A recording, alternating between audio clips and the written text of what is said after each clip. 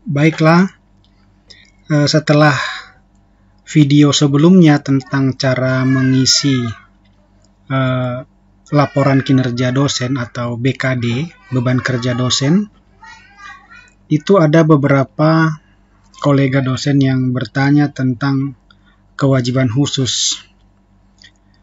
Oleh sebab itu, video kali ini saya akan mencoba memandu bagaimana mengisi kewajiban khusus. Nah, sesungguhnya mengisinya sama saja, tetapi mungkin ada sedikit teknik-teknik yang seringkali tidak diperhatikan sehingga membingungkan.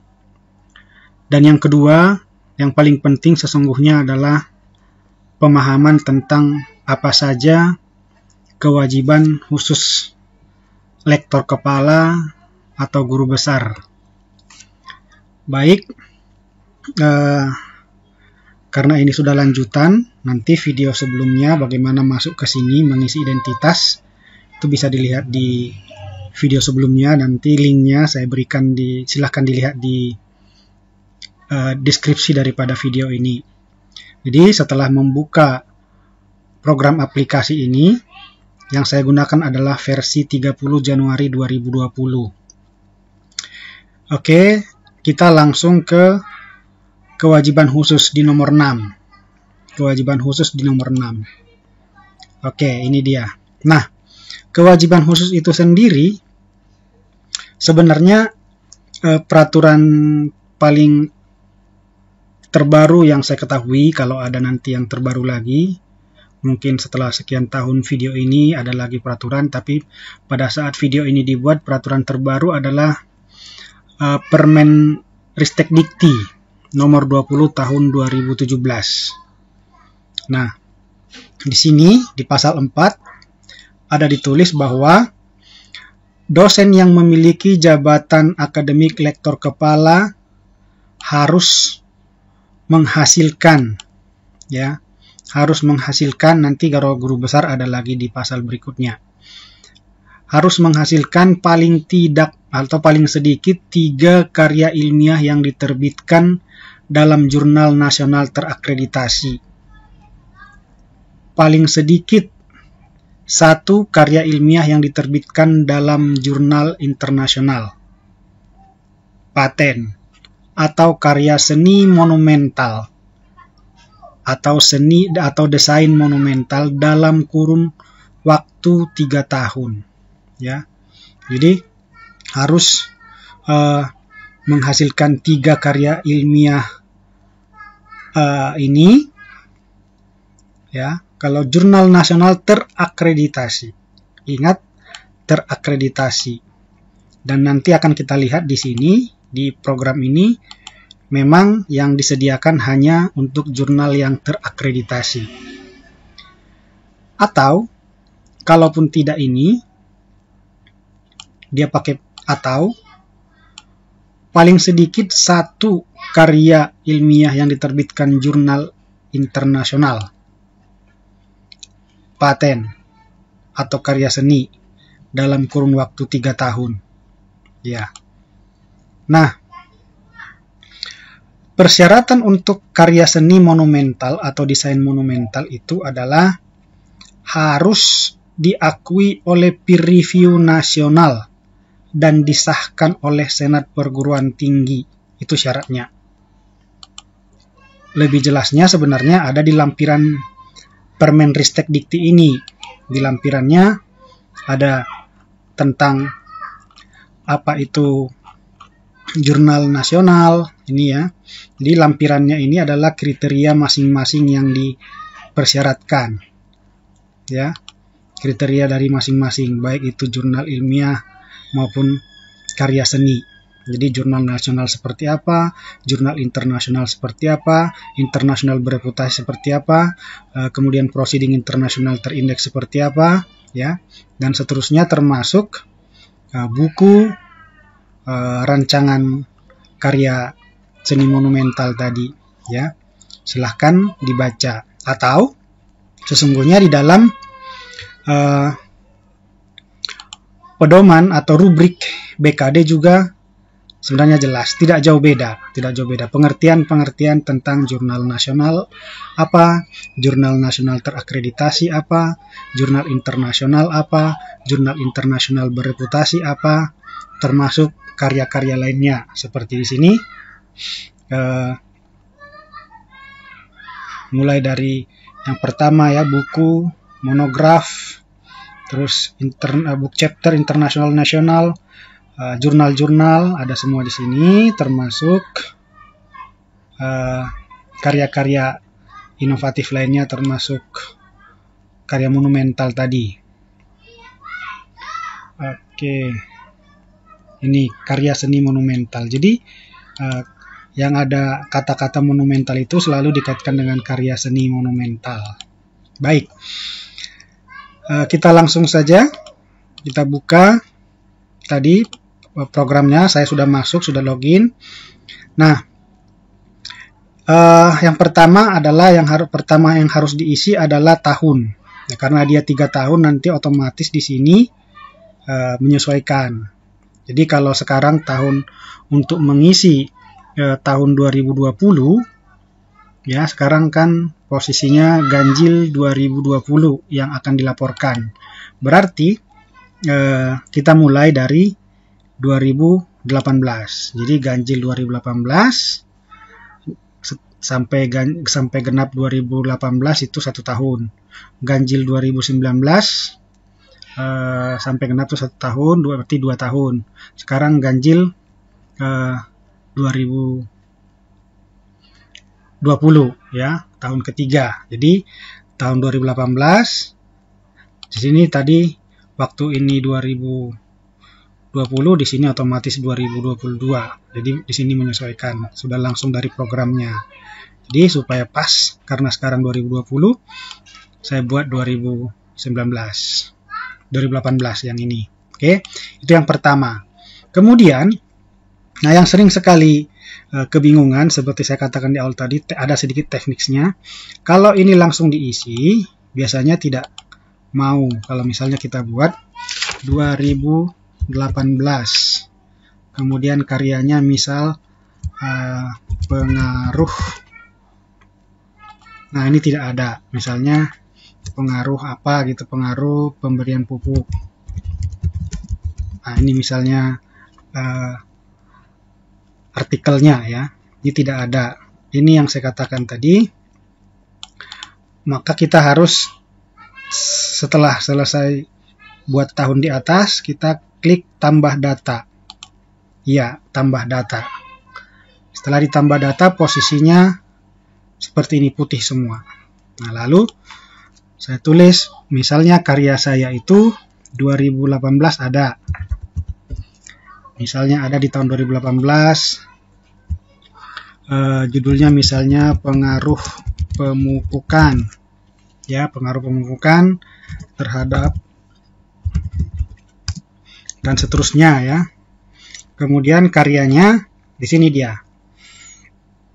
Coba kita lihat bahwa yang difasilitasi oleh program ini sesuai dengan kriteria yang di Permenristek Dikti nomor 20 tahun 2017 tadi, atau yang di rubrik BKD. Nah, khususnya yang di Permenristek Dikti ya, yang diwajibkan adalah jurnal internasional dan jurnal nasional terakreditasi. Ya. Jadi, kalau jurnal internasional sudah jelas ini, seminar jurnal internasional juga ada. Ini jurnal internasional bereputasi, jurnal internasional saja tanpa bereputasi. Kalau bereputasi istilahnya di Kemristek Dikti saat ini di Indonesia yang terindeks di pengindeks yang ternama ya, bereputasi, disebut bereputasi seperti Scopus, Web of Science ya, dan juga memiliki impact factor atau SJR.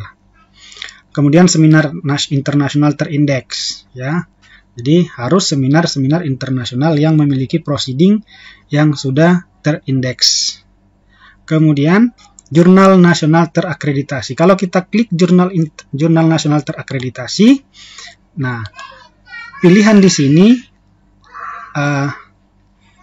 ini bahasa ya, karena jurnal nasional itu berarti bahasa Indonesia, sebenarnya bisa bahasa Indonesia, bahasa Inggris ya. Oke, bahasa Indonesia.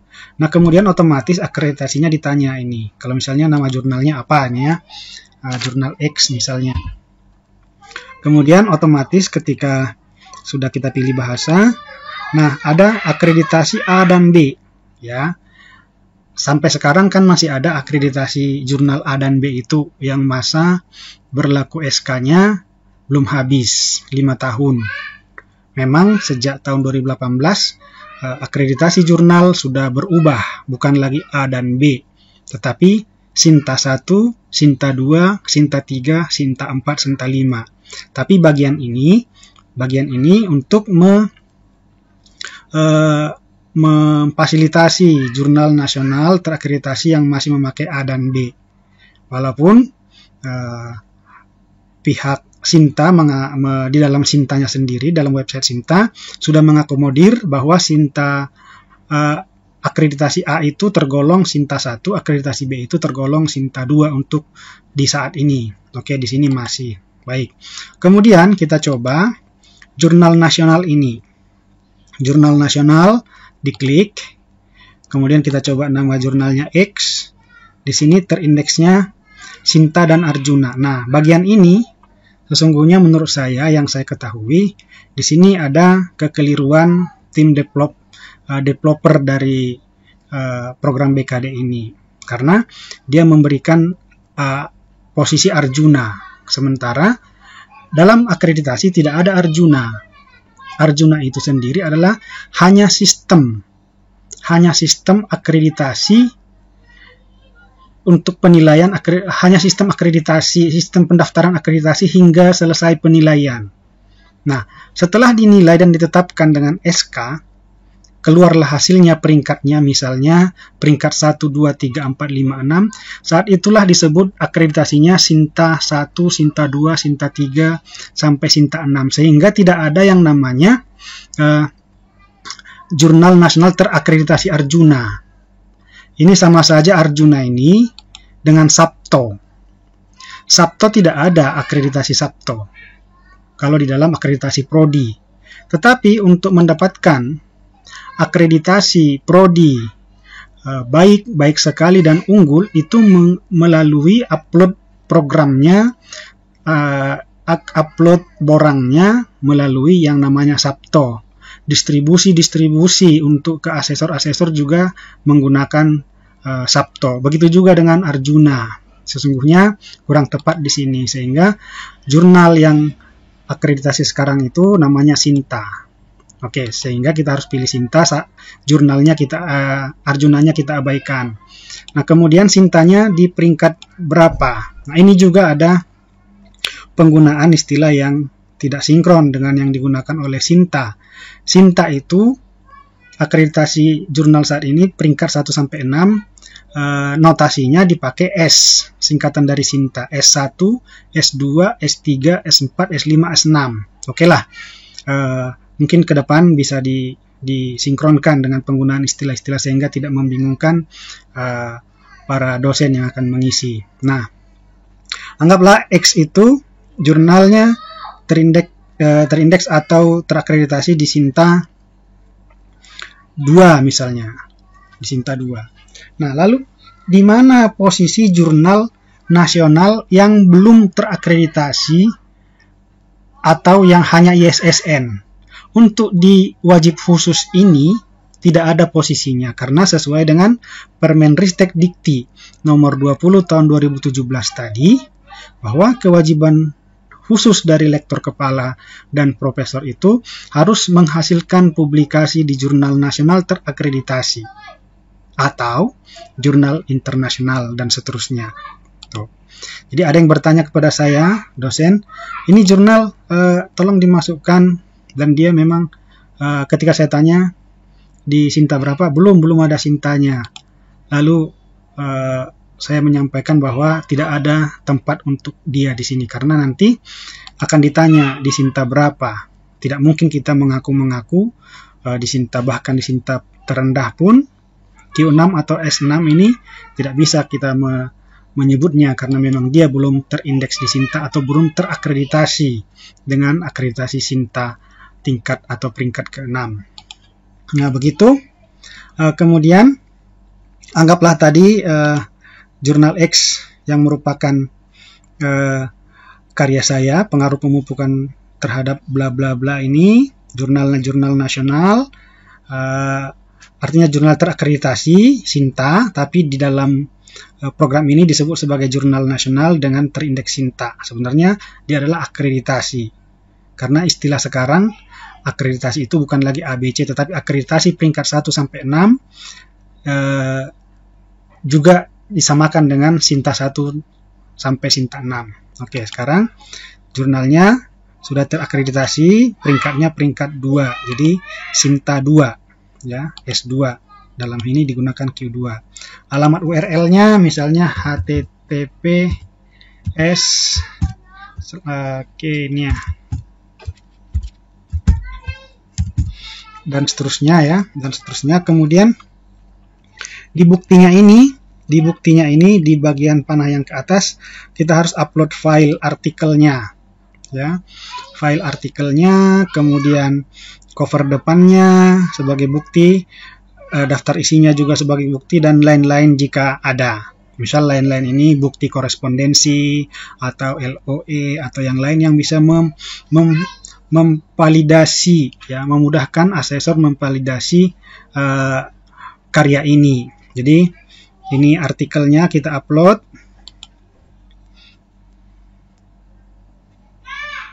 Oke, saya lupa juga tadi, ini upload gagal. Silahkan simpan data dahulu kemudian upload bukti. Oke, ya, betul. Jadi setelah kita isi semua ini, mudah-mudahan karena saya ngisinya belum lengkap ini, saya harap nanti tidak masalah dalam menyimpan. Sehingga kita simpan dulu. Kita simpan. Oke, data berhasil disimpan. Oke, setelah data berhasil disimpan, data-data ini sudah masuk di sini. Tadi masih kosong, ini sudah 1. Baru kita upload. Nah, upload. Saya coba ini, ya. Saya coba sembarang saja, yang ini kita ambil. Anggap ini artikelnya. Oke, masuk. Ada tulisannya warna merah sini. Cover depan. Anggap ini cover depannya. Masuk juga. Daftar isi. Anggap ini daftar isinya, masuk juga. Iya. Jadi, kenapa perlu ini? Tidak bisa artikelnya sendiri, ya. Tidak bisa artikelnya sendiri karena ini adalah supportingnya. Jangan-jangan artikel itu ya kita tulis sendiri, kita buat judul sirahannya jurnal ini, di atasnya, ya, judul sirahan, ISSN-nya. Tapi dengan adanya daftar isi, ya, dengan adanya daftar isi, maka di situ ada nama kita enggak di daftar isi itu. Apalagi kalau ada cover depan, terus kadang di cover depan itu juga ada di bagian belakangnya ada nama dewan editornya, atau kalaupun misalnya cover depan dan daftar isi sudah disatukan oleh jurnal, kadang dibuat di front matter, ya, langsung memberikan seperti ini, ya, memberikan front matter namanya, front matter bagian depan. Bagian depan itu mulai dari cover, kemudian ada ininya laman editorialnya, ya, laman editorialnya. Dengan adanya laman editorial begini bisa memberi kemudahan bagi asesor untuk melihat jurnal ini benar enggak. Kalau misalnya diklaim sebagai jurnal internasional misalnya, dia akan lihat dalam persyaratan jurnal internasional editorial board-nya. Ya, editorial board-nya harus minimal 4 negara. Misalnya ini ada India, Jepang, Indonesia, Turki, Indonesia, Thailand, Kamerun. Dihitung, wah, lebih dari 4 dari sisi itu, ya.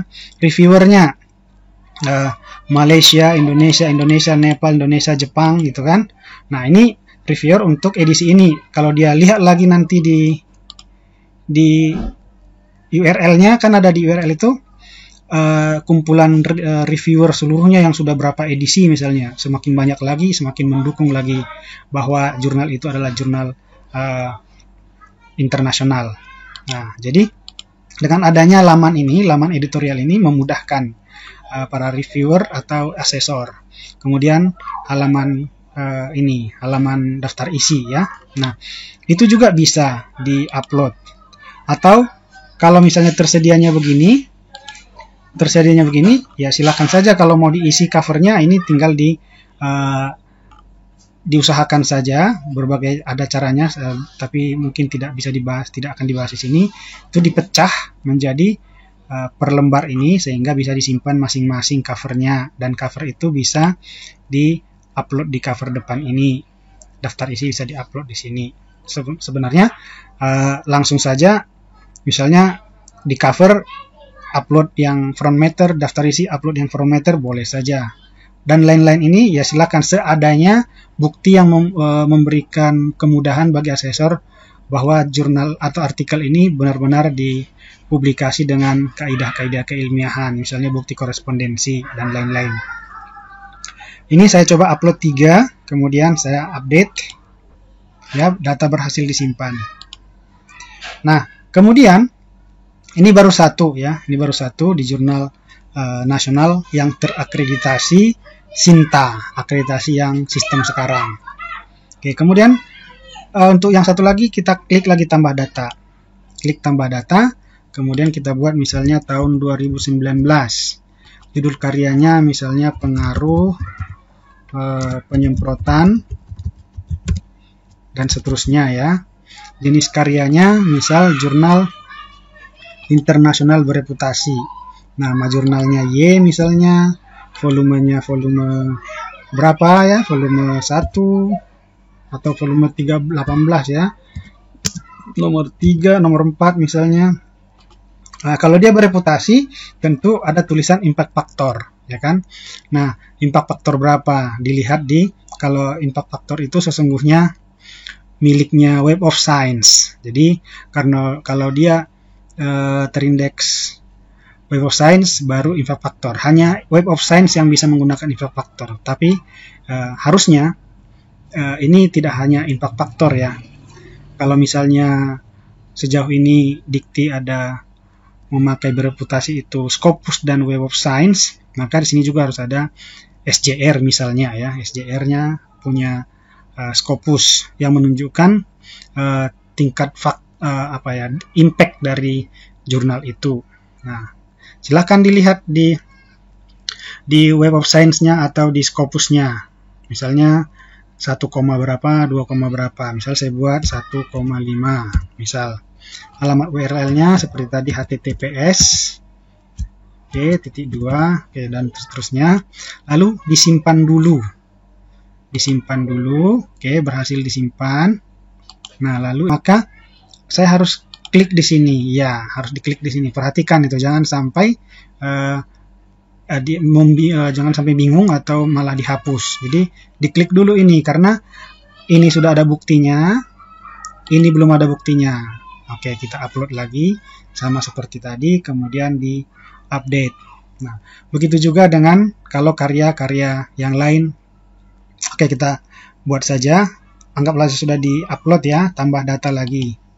Tambah data tahun 2020. Kemudian pengaruh penjarangan dan seterusnya, jenis karyanya misal. Nah, karya monumental itu ada yang keliru juga, buku dianggapnya karya monumental. Padahal di dalam Permenristek tadi yang sudah kita baca ada syaratnya karya monumental dan bukanlah termasuk buku. Oke. Jadi misal seminar ya, seminar terindeks, nama seminarnya apa? R misalnya, tempat seminarnya di mana, T misalnya penyelenggaranya siapa, E misalnya ya. Kemudian alamat URL dari websitenya atau proceedingnya juga boleh, lebih bagus proceedingnya lagi. Nah, kemudian HTTPS. Oke, HTTPS, kemudian disimpan.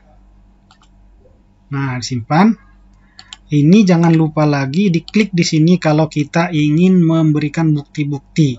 Artikelnya adalah proceedingnya, ya, proceedingnya yang full papernya sama seperti yang tadi, cover depan proceeding, daftar isi proceeding, dan lain-lain jika ada. Kemudian setelah itu jangan lupa di-update. Ya, di-update. Ini tadi karena langsung ke nomor 1 dia. Yang lainnya masih belum diisi. Oke, setelah itu, kalau misalnya terjadi kesalahan, kita mau hapus data, kita harus pilih data mana yang mau dihapus. Yang nomor 2 kah, nomor 3 kah, atau nomor 1 kah. Jadi, jangan tekan hapus sebelum dipilih. Nah, kemudian hapus data. Anda yakin menghapus data? Tentu saja tidak untuk saat ini. Kemudian kita kembali. Baik, kemudian kita ke kesimpulan. Kita coba cek ya, kesimpulan kewajiban khusus, kita cetak, kemudian sudah itu akan tampil begini ya, satu persatu akan diceklis oleh asesor. 1, 2, ya, 3. Ini di nomor 1 dulu, diceklis memenuhi atau tidak, memenuhi. Oke, simpan. Kemudian nomor 2, memenuhi atau tidak, memenuhi. Simpan lagi dan berhasil disimpan. Nomor 3, checklist asesor memenuhi, data berhasil disimpan. Oke. Lalu setelah itu kita ke kesimpulan. Nah, data sudah disimpan. Jadi ini sudah ada tadi isinya. Oke. Sudah. Lalu selanjutnya ya kita cetak. Kita cetak ini. Oke, sudah kita cetak. Nanti kalau bisa disimpan dulu ya, dicetak dengan Adobe dulu, disimpan ke Adobe Nitro PDF Creator. Kalau saya di laptop Bapak Ibu ada save to PDF misalnya, oke.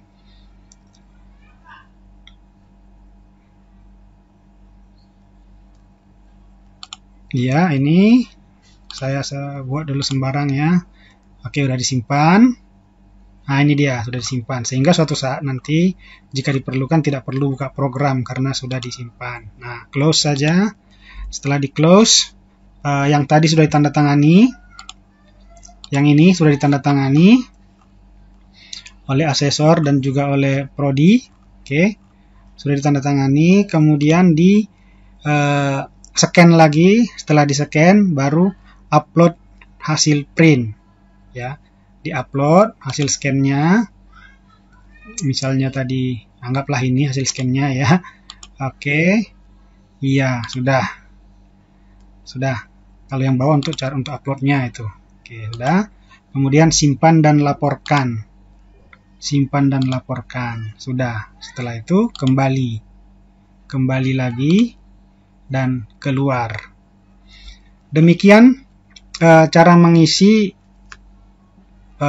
beban kerja dosen khusus yang lektor kepala pada nomor 6, yaitu kewajiban khusus, termasuk juga tadi penjelasan tentang definisi daripada kewajiban khusus tersebut, jurnal nasional, jurnal internasional, baik itu karya-karya monumental dan lainnya. Silahkan dirujuk Permenristek Dikti nomor 20 tahun 2017 atau di rubrik BKD yang sudah dipersiapkan.